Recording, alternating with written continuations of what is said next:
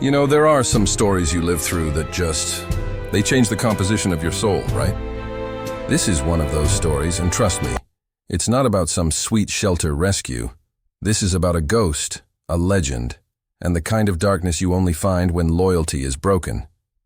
They called him Baron, and for 2 long, terrifying years, not a single officer in the Portsmouth K9 division could even breathe near his kennel without a snarl that could stop a clock. He was a 140-pound German shepherd, muscle and fury, and the city knew him as the untouchable beast. He wasn't just aggressive, he was personal, and his aggression was a kind of heartbreaking rage, like a soldier who'd watched the world burn and refused to stand down. The official reports were clinical, cold, uncontrollable. Extreme Handler-Aggression. Threat assessment. Terminate. But the whispers, the real story, was that Baron had once been paired with Detective Nick Rourke, a guy I'd come up with, a hero in the department, and they were the kind of team you saw in movies, tracking fugitives through the bayou, sniffing out bombs the size of a fist. They were invincible. Then, on a routine stakeout that went sideways, a drug bust near the old industrial docks, Nick took a bullet for Baron. He didn't make it. And something in Baron's eyes died right there on that pavement. He survived the ordeal. The vets put him back together, but the dog they brought back, that wasn't Baron anymore. He was a mechanism of pure defense. He refused food, he tore through Kevlar sleeves, and he howled every night for a voice that was never going to answer. When they transferred him to our precinct, the Creekwood Division, the air felt heavy, like before a hurricane. Captain Vance, a man who generally enjoyed making life hell for everyone, stood in the briefing room, his face carved into granite. "Listen up," he barked, holding up Baron's thick file. "This animal is a liability. 5 handlers have tried, 5 have failed. He's here for a 2-week assessment. If our best can't break him, the paperwork is already signed. Disposal." The room went silent. Disposal. That word. It always lands like a cinder block.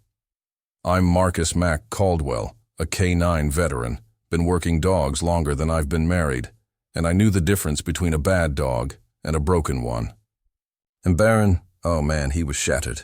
I volunteered for the assessment, not because I was brave, I was terrified, but because I owed Nick Rourke. I sat in that quiet observation room, the reinforced glass separating me from the biggest failure of my career, watching Baron pace. The clicking of his claws on the concrete was the only sound, a frantic metronome of his anxiety. He'd stop suddenly, head up, sniffing the air, his eyes, golden, sharp, and so lonely, darting around. It was like he was still in the middle of a firefight, waiting for Nick's command. I spent days just watching him, not speaking, not moving. I tried the soft approach, leaving a tennis ball near the bars. He tore it to shreds. I tried the dominance technique. He lunged, cracking the thick plastic muzzle against the bars, and I felt the vibration in my teeth even through the glass. Officer Diaz, my partner who was logging notes, shook his head. "Mac, man, he's a lost cause. He needs a peace, not a fight. He needs someone to listen to the howl, Diaz," I countered, rubbing the scar on my own forearm. A souvenir from a different broken dog years ago. "He's not angry at us. He's angry at the silence." Captain Vance, however, wasn't interested in therapy. He sent in rookie handler Grant, a guy fresh out of the academy, full of ego and textbook techniques. Grant swaggered in with a leash and a heavy bite sleeve, trying to project confidence he clearly didn't possess. "Easy, boy. We're going to be friends," Grant murmured, extending his gloved hand. That was the mistake, a challenge, a threat of replacement. Baron went from 0 to 100 in a millisecond. The explosion of the bark, the chain jerking tight, the terrifying thud as Baron slammed his body against the door, teeth snapping inches from Grant's sleeve. Officers shouted, pulling Grant back, pale and shaking. Vance walked in, his face red with frustration. "That's it, Caldwell. You have until Friday. If he so much as growls again, I'm calling the vet myself. This dog is a monster." That word monster rang in my ears. I knew Vance wasn't a bad guy, just a man terrified of liability and bad press. But he was fundamentally wrong about Baron. The dog was a victim, a warrior whose battle hadn't ended when the war did. I went back to the observation room staring at Baron, who was trembling, panting, completely exhausted by his own fear. I felt the sharp sting of failure, the guilt that I couldn't save Nick's partner. Then, Saturday morning. You know how police stations are quiet on Saturday? Just the hiss of the coffee machine and the scratch of a pen on paperwork. That's when the front doors opened and everything stopped. Eleanor Hayes walked in, a kind woman in her mid-30s, holding the hand of a little girl. A tiny little thing, maybe 6, in a bright yellow sundress. A splash of impossible sunshine in our gray corridor. "Can I help you, ma'am?" The desk officer asked, his voice subdued. "Yes," Eleanor said, her voice soft but firm. "I'm Eleanor Rourke, Nick Rourke's widow. I just wanted to show my daughter where her father was a hero." My blood ran cold. Rourke. The little girl, Maya, clutched a worn, headless stuffed bunny and, ignoring the adults' conversation, she wandered off, her tiny patent leather shoes squeaking down the long, sterile hallway toward the K9 wing. I was on the other side, filling Baron's empty water bowl, when I heard it.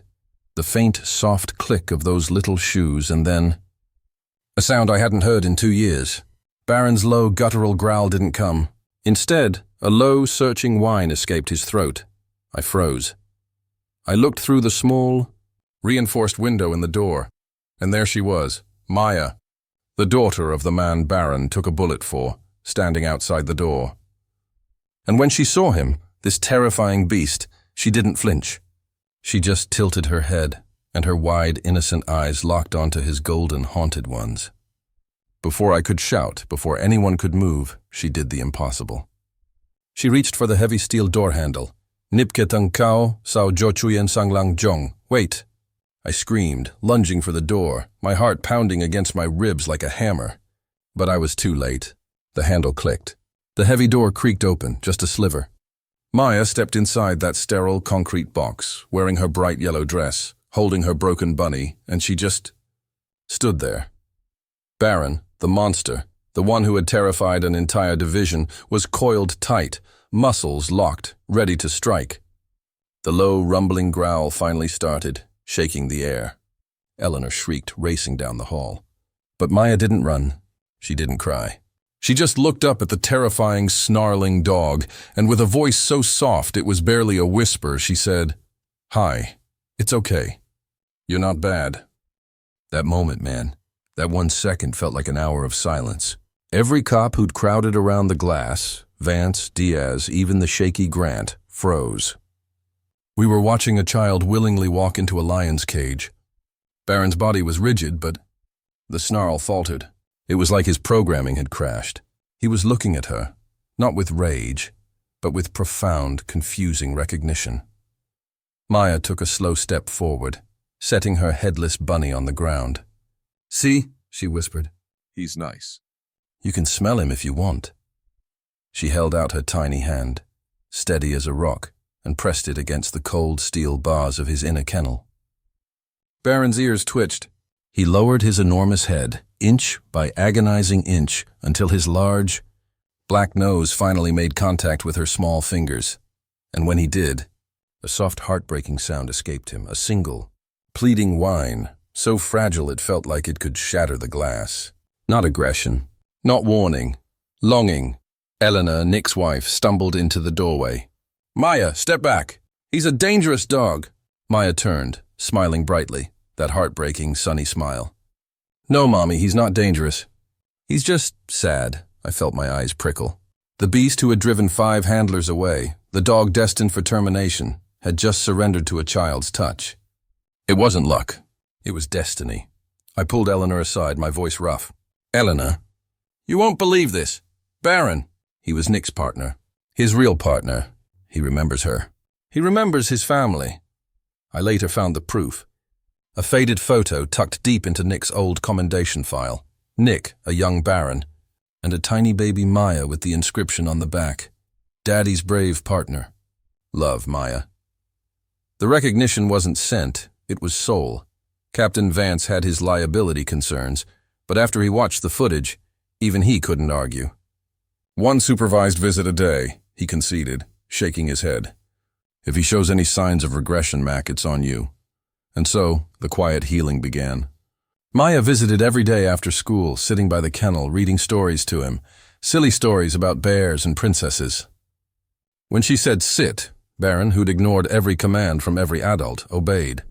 His tail started to give hesitant thumps against the concrete. He began eating the food I left him. The tension, the perpetual coiling of muscle, began to relax. He was remembering what safe felt like. The department buzzed. The untouchable beast was being tamed by a first grader, but the real test came 2 weeks later. A huge nor'easter storm rolled through the city, wind howling, rain lashing down, and the thunder. Oh man, the thunder was like a non-stop artillery barrage. Eleanor and Maya were driving home late when their car stalled on the old Blackwater Bridge. The storm was so loud, so violent, it snapped Baron right back to that dock, back to that gunshot, back to the silence that followed. He started to pace, panting, eyes wild, and in a surge of pure primal panic, he slammed into the door latch, breaking it. He was free. A 140-pound phantom running, terrified into the storm. I was already driving toward the bridge when the frantic call came over the radio. Report of a child missing near Blackwater Bridge. Mother is screaming. Possible connection to a runaway K9. My blood turned to ice. Baron, in his panic, was a weapon. Maya was out there. Eleanor was screaming on the bridge, the rain blinding her. But Maya saw him, a huge dark shape in the flashing headlights. Baron barked once, a sharp, urgent, different bark, then turned and bolted toward the woods near the flooded Creekwood ravine.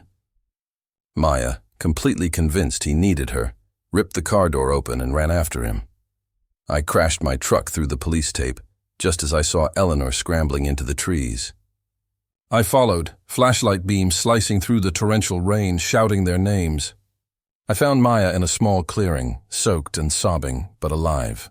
Baron was standing over her, soaked, panting, and suddenly he barked again, not at me, but behind her, a massive old pine tree, loosened by the floods and the wind, was starting to topple toward them. Before I could even think, the muddy ground beneath Maya's feet gave way. She screamed, sliding down the ravine bank, and Baron, the beast, who should have been running from the thunder, didn't hesitate. He lunged, catching the fabric of her coat in his jaws. He dug his claws into the slick mud, muscles straining, a low, desperate sound tearing from his chest. Inch by inch, against the roar of the wind and the crashing thunder, he hauled her up to safety, right as the pine tree crashed down, missing them by feet, the impact shuddering the entire hillside. Nipkichamle, Chuyen Sang Tinlang Sausak. When I reached them, they were both lying in the mud, spent. Baron was bleeding heavily from a deep gash on his side, a snag from the fallen tree, but he was standing over her. Still on guard. He saved me, Mac, Maya whispered. Clutching his wet fur, I knelt down, pulling her into my arms, my throat tight with emotion. I looked at Baron, the terrified soldier, who had chosen to run toward the danger to protect his family. Good boy, Baron, I managed, my voice breaking. You came back, buddy. Then, with a quiet sigh, the greatest dog I ever knew collapsed. Chuyen sang ket thuk thoa manvamo. Baron survived the surgery, of course. He was a fighter. He made a full recovery, and 2 months later, in a quiet, sun-drenched ceremony in the precinct courtyard, Captain Vance pinned a polished silver K9 badge to Baron's new collar. Vance's voice was thick with emotion as he officially retired Baron with honors, naming him the honorary guardian of Creekwood Division for his bravery beyond the call of duty. Baron didn't just find a new home. He reclaimed his purpose. He now spends his days with Eleanor and Maya, Nick Rourke's family. He sleeps at the foot of Maya's bed, no longer plagued by nightmares, no longer needing to listen for a voice that's gone. He found the voice that mattered most, the innocent, trusting voice of a little girl. You know, we spend so much time searching for justice in our world, the righting of wrongs, the balance of the scales. But sometimes what really saves us isn't justice, it's just love. It's the simple, pure, unbreakable kind of love that remembers you, even when the world has forgotten your name. Ketuk bang call to action. Tell me, what do you think? Was Baron saved by instinct, or was it the power of memory and love? And if you've ever had an animal in your life that changed the whole game for you, Drop a comment below and share that story. Hit that like button, subscribe, and let's keep sharing these stories of the heart. Thanks for watching.